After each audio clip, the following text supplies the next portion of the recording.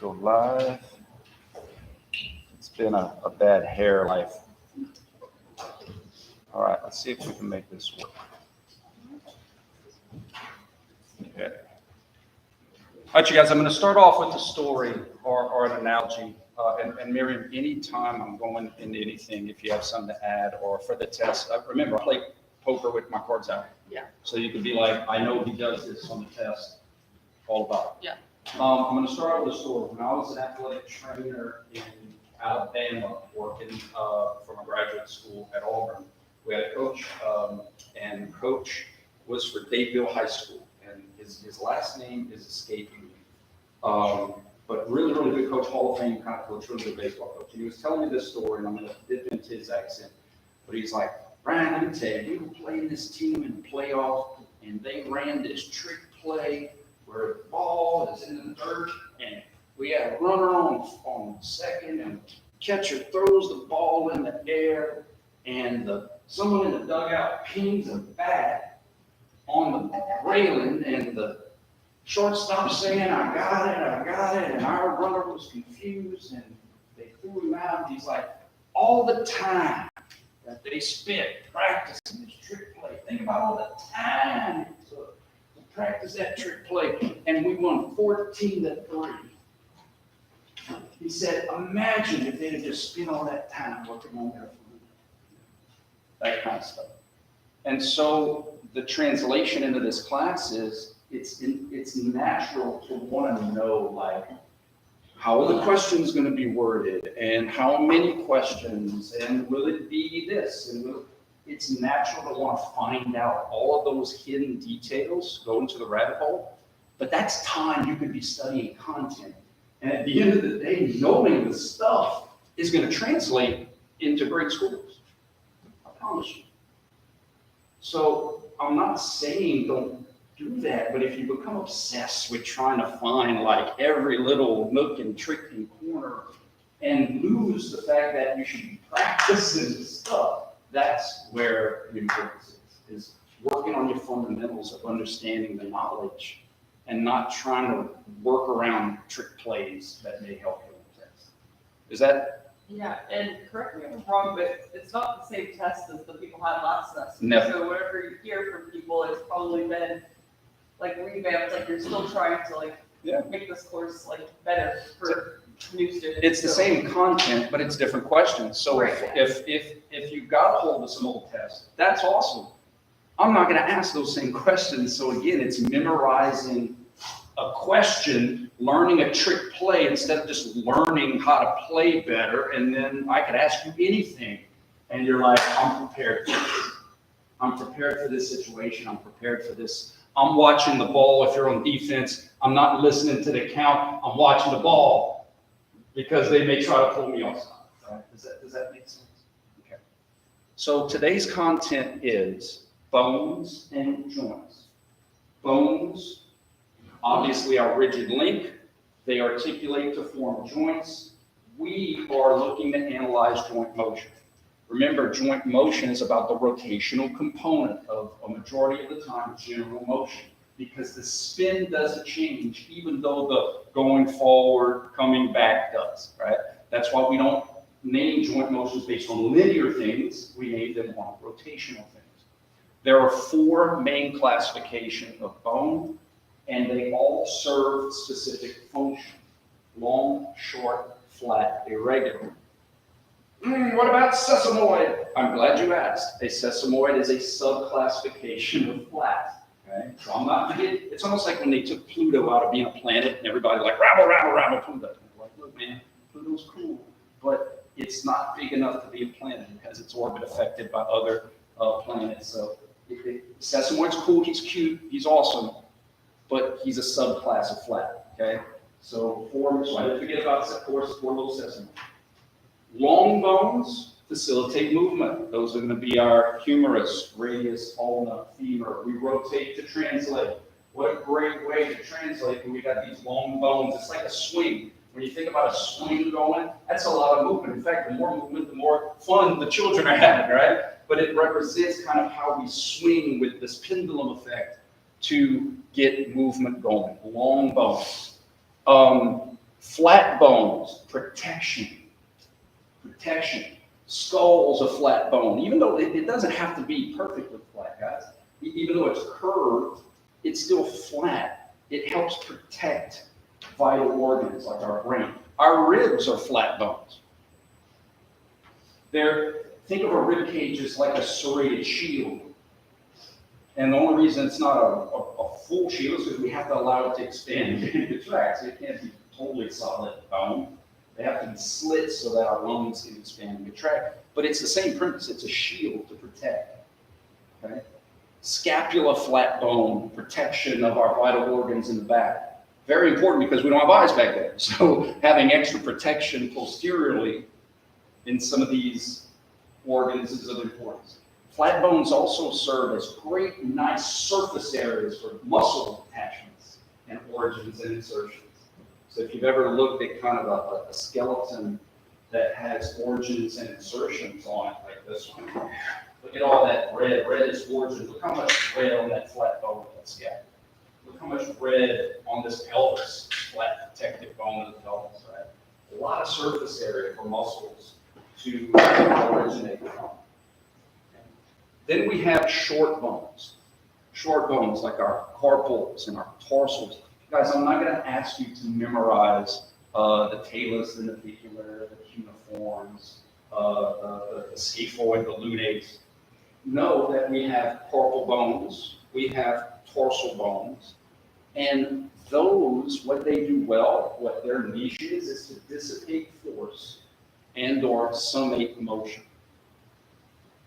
Easiest way to think about this function of short bones is if you jump off of a one-story building onto concrete, eek. But if you jump off a one-story building into like loose sand, yay, that sounds like funsies.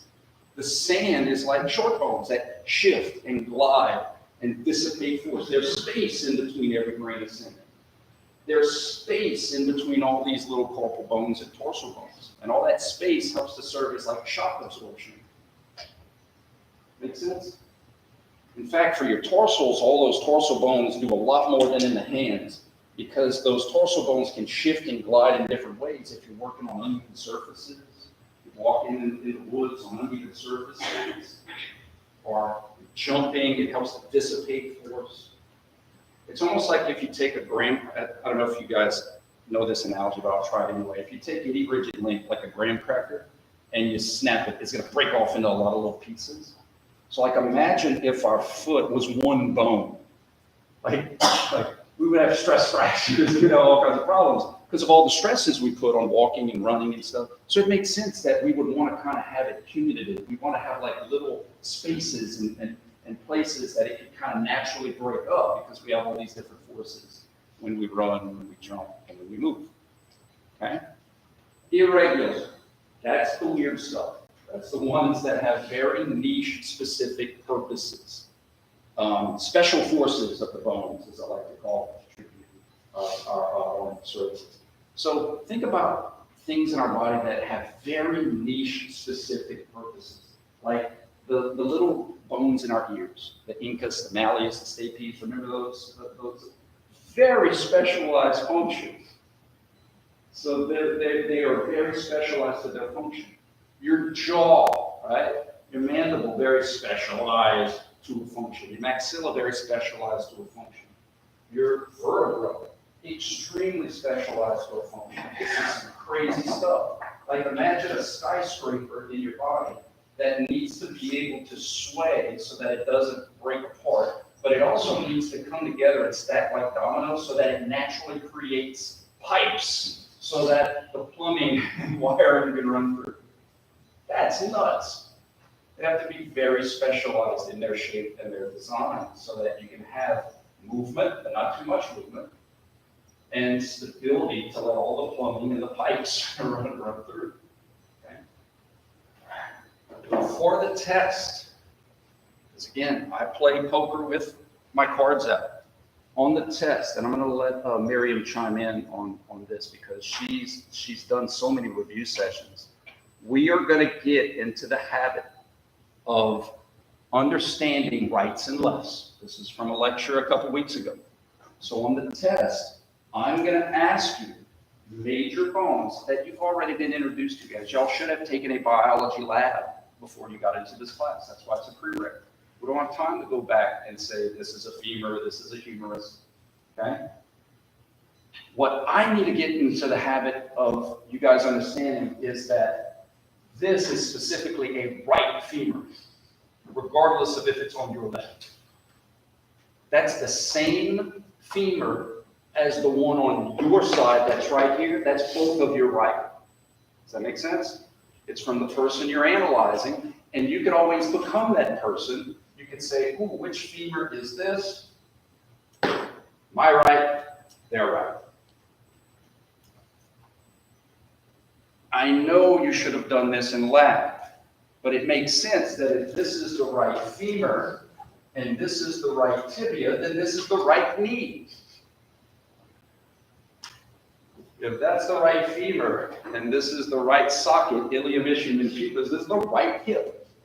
So that's why I want to have a couple of these questions, is to get into the practice of identifying side based on the person you're analyzing. Guys, when you're working with patients, when you're personal training, it doesn't matter about your background and what you've done, you're working with them. It has to be from their perspective, their pain threshold, their functional motion. In fact, one of the worst things, especially for young kids, is say, just do it like I do. In Delcom, small town, but one time the coach called me over to help look at one of their little quarterbacks, and he's like, we're watching film, and I'm like, who are you showing him film of, coach? And he's like, Tom Brady, Peyton Manning. I'm like, coach, those guys are 6'5" and 230, and they have big Sasquatch hands. Our quarterback's 5'7", and he has like little hobbit hands. That's so unfair. Imagine how unfair to that kid when they're asking him to throw like Hall of Fame players. Yeah, at Auburn, I used to feel uncomfortable. We would film these swim kids and we'd compare them to Olympians, and they thought that was a great thing. And it's like, I guess it can be, but if I was that kid splashing around and they're like, just do it like that Olympian's do it, and that Olympian looks like a dolphin, I'd be like, I'm not cut out for this, right? Instead of saying, listen, it's okay that you're swimming at the level you are. They did the same thing. You're going to gradually improve, gradually improve, gradually improve. But sometimes when we do these comparisons, it's almost like, this is how you are, and by next week you need to be swimming like that Olympian. So it's from their perspective. On the test, it's from the perspective of the person who I'm asking a question about. Their right, their left. Okay, cool. So know your major bones. And again, I'm not going to ask you to identify a scaphoid, but heck yeah, you should know what an ulna is, or a radius, or a femur, or a tibia, or a fibula, especially if we're going to be talking about joints. Fair? All right, know your bones. Anything to chime in? Earlier you were talking about the flat bones. Mm-hmm. You're saying how they have a lot of insertions or origins. Mm-hmm. You pointed to the pelvis were flat. I don't know if they wrote down pelvis is flat, but here it's irregular. I just want to make sure that you know what? No, you're good. What'll happen sometimes is they will be, great point, glad you brought it up. There can be crossover to function. So in other words, just because this one's shaped weird doesn't necessarily mean it doesn't have flat surfaces where bones can pull on it. So sometimes function can be crossed over. I think what happened is I just looked at it, saw all this red, and was like, look at all this nice flat space.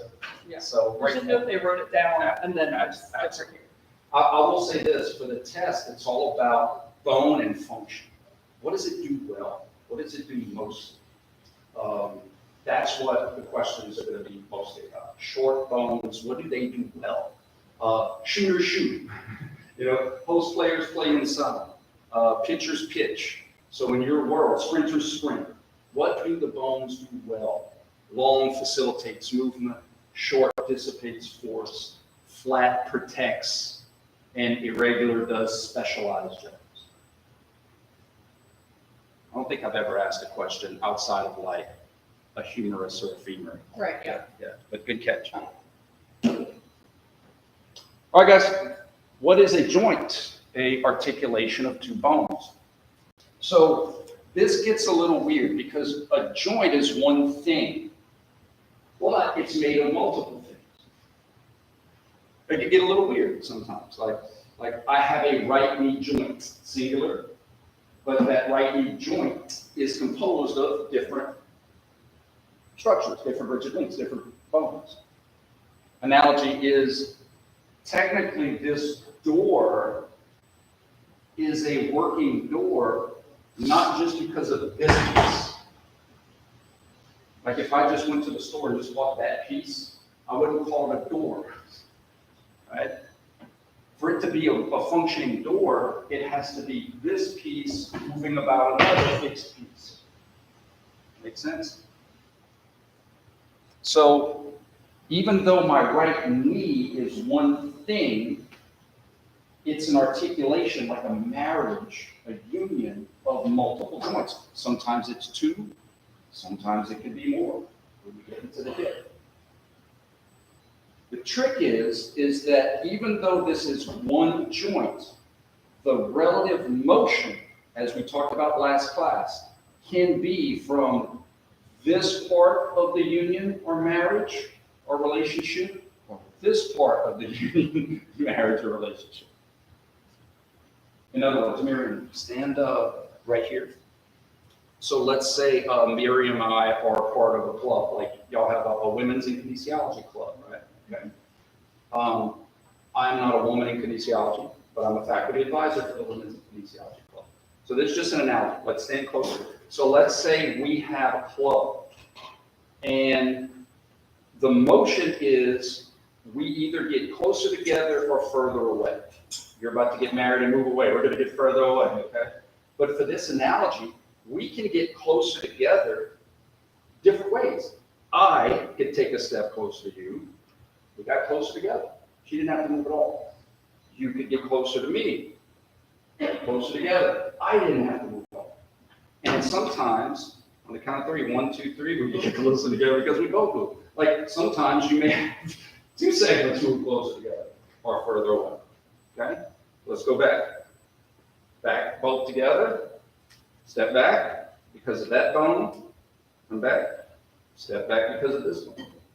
So in other words, it didn't matter which one was moving. The motion of getting further away or closer to was the same. So let's imagine like a knee thing. Imagine like a knee. I am flexed. We're cool? Everybody understand? This is my knee joint. Okay? I'm flexed. I'm going to get closer to anatomical position by moving the proximal femur like this,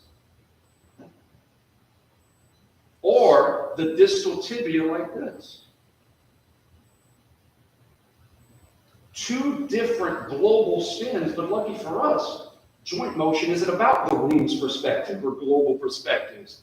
It's about local relative perspectives of the knee. Remember the doors open, even though the doors move two different ways globally, right? So knee extension is both this and this. Just like us moving further away was me going to your left or Miriam going to your right. We both had the same motion. We got further away. We got closer to. Okay? So I broke down, or I tried to give the easiest, most basic breakdown of the different classifications of joints or articulations. A joint in our class is just bones coming together, touching. That's what articulation is. And just like anything else, you got categories. We got hot, cold, warm. Okay? A lot of threes. In fibers, right? You had the slow, you had the fast, and then you had the middles, right? The 2 A's and 2 B's, physiology, wizardry stuff. So it's very similar in articulations. And they broke it down. I like how they did structural and functional, but they're all kind of saying similar things. We have 3 kind of classifications. we have the articulation of bone that doesn't move. Like think about how states articulate, but they don't necessarily move about each other. And then the other extreme, we have the most movables. And then you got something in the middle. The ones in the middle, like the warm is hotter than cold, but it's colder than hot. Just when you're in the middle, you kind of have some of both. The ones in the middle move more than nothing, but they move a lot less than the most. That's all it is. Okay? These types of joints that don't move, it's like your skull. You know, you have different bones in your skull, but it's not like those guys move. What's cool about it, though, is when you're young, when you're first born, those have growth plates and cartilage. That's why, like a baby, they'll say a baby doesn't have kneecaps. You ever heard that story before? But they do. It's just the kneecap is cartilage because it needs to grow with the knee, and then once it fuses up and becomes calcium, then you can see it on an X-ray.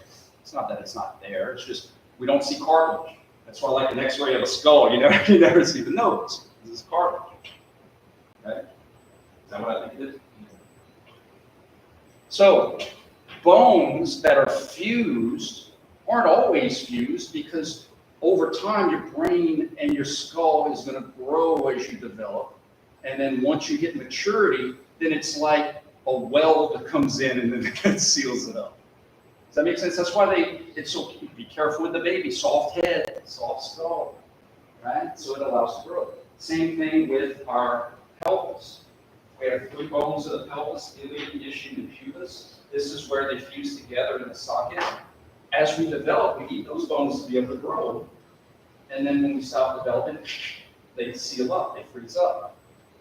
So it's still technically an articulation bone, but there's no motion. It's like welded shut. Anybody have spinal problems in the low spine? There's a condition called spondylolisthesis where one of these facet joints, they're similar to this, where there's cartilage and it allows it to grow as you grow, and then it'll fuse up. And for some people, a certain percentage, it never seals up, it never fuses up, so it stays cartilage, so it stays like more of a weak spot. So when you're twisting or jerking, you can have some displacement of that as a fracture. And slightly movable, amphiarthrotic and functional, cartilaginous and structural. These are bones that articulate that have a little bit of motion. So your pubic symphysis, where the left and right pubis, it gives a little bit. In between your metacarpals, give a little bit so that you can contour around something you're trying to break. So it's not as much as this stuff, but it's a heck of a lot more than this stuff. Does that make sense? So you do have certain places in the body that give a little bit. Heck, even our vertebra, you know, like when you're moving your trunk around, there's just a little bit. There's not a lot of motion happening there, but the sum total of a little bit can add up to a lot if you ever save change, right? You know, one day's worth of change may not buy you anything, but do that for a couple of months, you'd be going out to dinner. Okay? So the sum total of those little bits can be a lot. This is the ones that we are emphasizing in this class. So we're looking for like double joint. Double jointed? Do they have like different joints? No. First of all, great question. The question is about double jointed or like contortionists, people that have like hypermobility. For our bodies, we have different things that in range of motion, we call them endpoints. Sometimes it could be bones, sometimes, most of the time, it's actually ligaments and support structures. Those people have a genetic difference in those ligamentous structural capsular things that give them a more rubber band-like properties than us. So the joint is still the same, but the things that we have to stop our motion, they don't have. So it's almost like literally playing with, like if there's no structures around it, stop, it's literally like playing with a skeleton.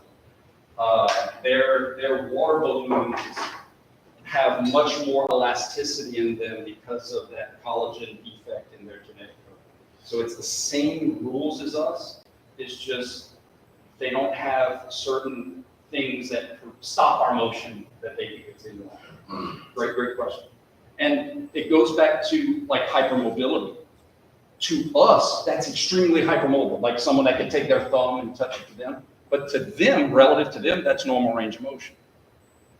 So it goes to show you that, like, to us, it's hyper, but to them, it's normal.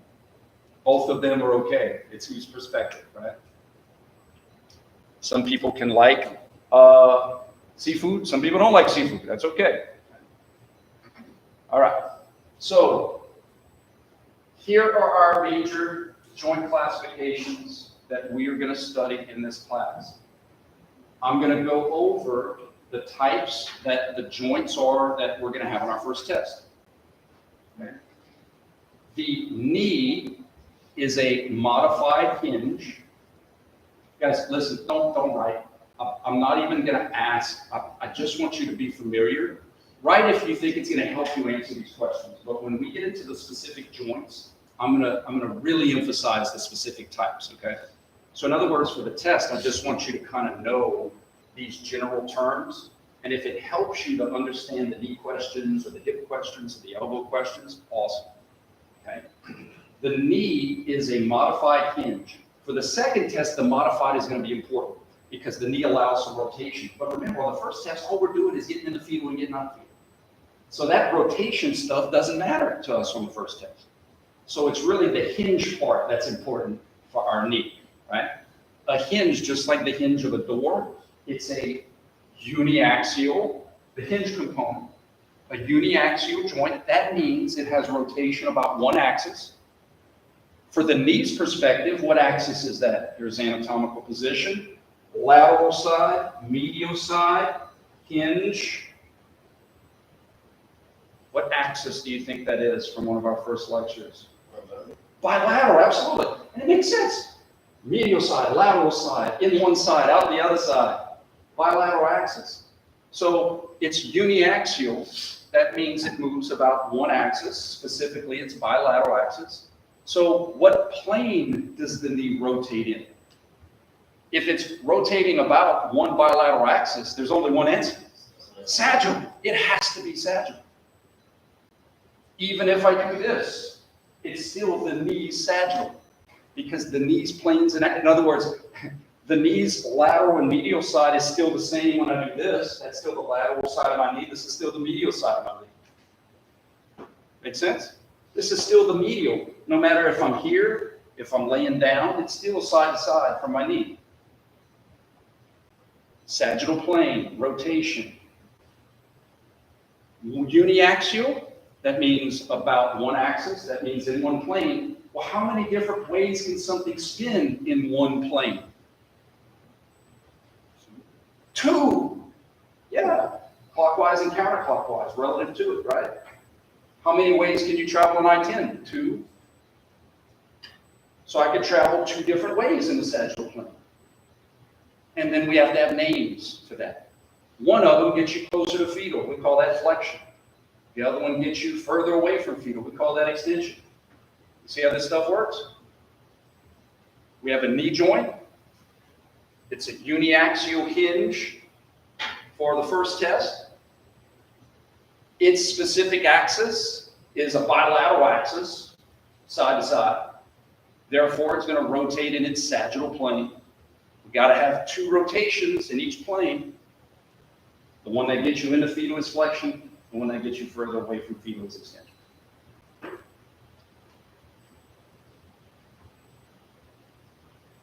If a uniaxial joint moves in one plane and we have two motions, let's think about what a biaxial joint would do. Two axes. So I'm going to give you an example. The wrist. Lateral side, medial side. There's our bilateral axis for the wrist. In the fetal, out of fetal, flexion, extension, all good, all good. But the wrist also can move in its frontal plane about its AP axis, anterior, posterior. You don't need to know that for the test. I'm just giving you an example of how these terms work. So if my wrist is biaxial, that means my wrist can move in 2 planes. So how many motions are we going to have to account for? 4. Flexion, extension. And then when we get specifically into the wrist, I'm going to teach you about ulnar and radial deviation. A triaxial joint. It's the most. Can't get any more than that. 3 dimensions of rotation. A triaxial joint means motion about 3 axes, bilateral, AP, and polar. That means rotation in 3 planes. How many motions are we going to have to account for? 6. Flexion, extension, lateral, medial, flexion, extension, anterior, posterior, add, polar, external, internal. That's how that works. Okay. So the knee for the first test, uniaxial, hinge, flexion, extension. The hip, yes, it's triaxial, but for the first test, all I'm going to ask you is the sagittal part. In the flexion away, in the fetal away from fetal, flexion, extension. Knee, hinge, hip, ball and socket. Trunk, gliding. Think of gliding like this, guys. I'm trying to simplify it. How many of you, when you go, maybe not, because when I was a kid, I grew up like before internet. When I'd go to my mom's, all she did was watch the soap operas, and I had to learn to entertain myself when I was sick. So she loved dominoes, and I played dominoes with my mama tubes. But when I was by myself, I would stack the dominoes up to knock them over. You ever did that? Lining them up and knocking them over was fun, but after a while, that got boring, and you tried to what's next? And so you started curving them.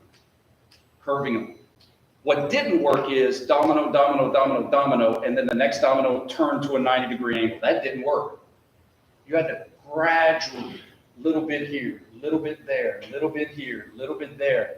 Then it would take a 90-degree angle. That's how our vertebra work. It's not all of that motion happening at one place. It's a little bit here, a little bit, little bit, little bit, little bit, little bit, little bit, little bit, little bit. And the sum total of all those little bits can produce some significant motion. Make sense? It's like a slinky. I love the slinky analogy. The slinky has significant motion, but technically it's the sum total of all those little bits.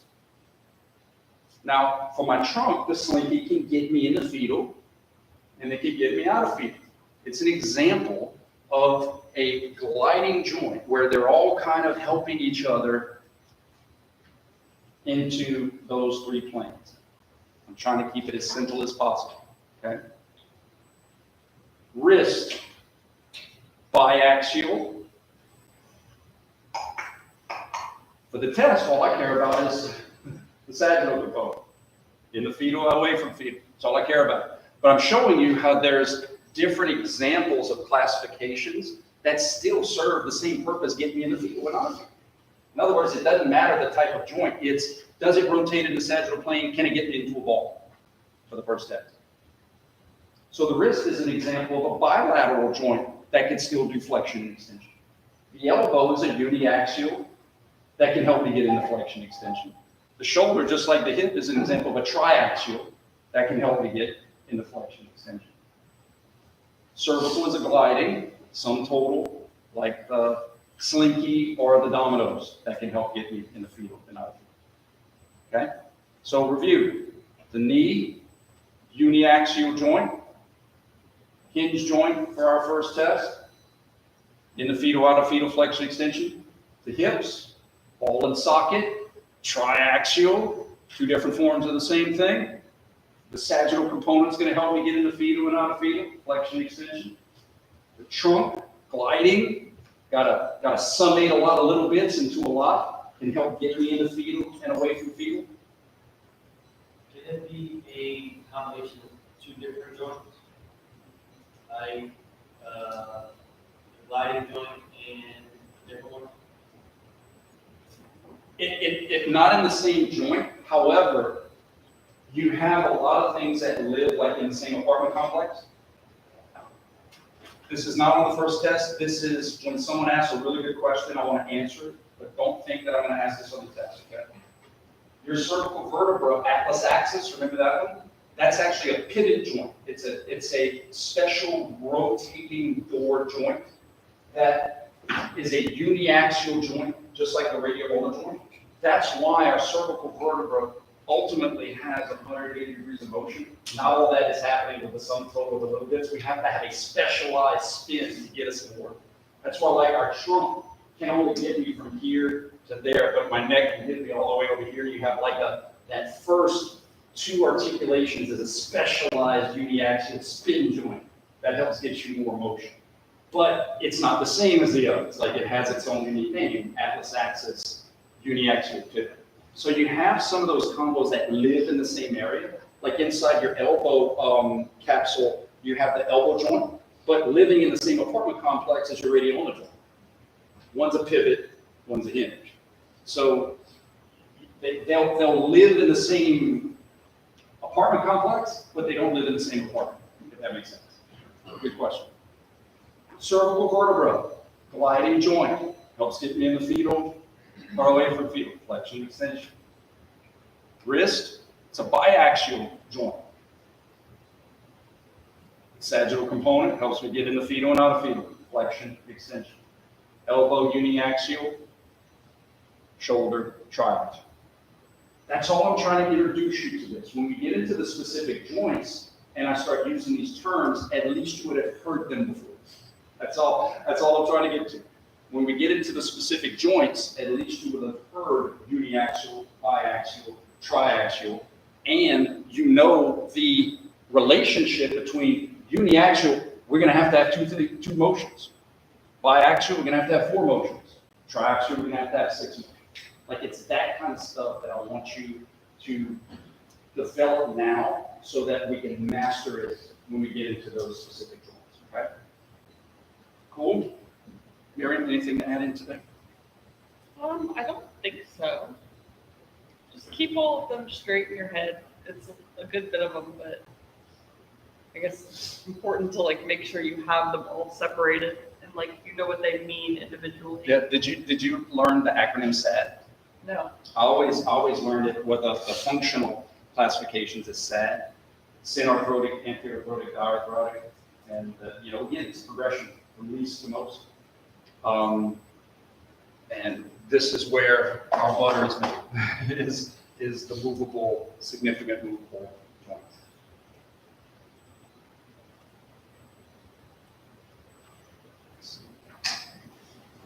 All right, go ahead. Do you also have the QR codes in the first section? Mm-hmm.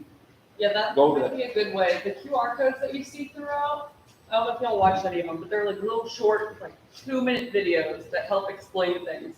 Just so you don't have to go back and like rewatch a whole lecture to get information. That's also a good way to study. So range of motion, we've talked about this before. In linear world, which is the world we're most familiar with, we do this all the time.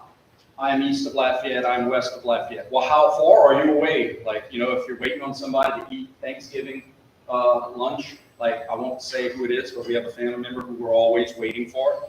And it's like, dude, how far away are you? I want to know, like, how many miles west so that I can kind of get, like, it's not just I'm west of you, I need to know how far. And so in angular world, in rotational world of our joints, we do that as well. And we use range of motion, goniometry, or just eyeballs to say, I'm in anatomical position, I flex 10 degrees, I flex 20 degrees, I flex 90 degrees. Like, that's what it's all about. It's very similar to, I traveled this many miles that way, I traveled that many miles that way, or I'm this many miles away, like in terms of a position, like I'm flexed 135 degrees, rough estimate. That doesn't mean I'm flexing or I'm extending, it's just that's where I'm at. This is Lafayette, home, and I'm over here somewhere. So it helps us to communicate place, where are you at? Normal range of motion, you can look, they have, I think we put those into the individual chapters. We'll go over those. But guys, it varies from person to person based on how tight your hamstrings are, how tight your muscles are. Or I had a friend of mine at Auburn, Chip Wade. He was a catcher for Georgia, and he got into powerlifting. And Chip was so massive that like he couldn't scratch his ear. So his range of motion was limited by just how big his muscles were, like the soft endpoints of his muscles. Okay. So range of motion is literally, think of it as if every joint you have is its own unique road. How many miles does that road travel? How far can you go down that road? Okay. That's what range of motion is. And then we talked about last time about what hyper meant, right? You guys remember that? Excessive motion beyond normal. And again, normal doesn't mean one size fits all. What's normal for me may not be normal for you. That's okay. But hyperextension is excessive extension. A hyperextended elbow, that sounds like it hurts. But this is not a hyperextended shoulder. This does not hurt. This is normal range of motion. Okay? You can have hyperflexion. You can have hyperabduction. We call that valgus stress of the knee. It's just hyper is just excessive. Just like hyper means in any other term.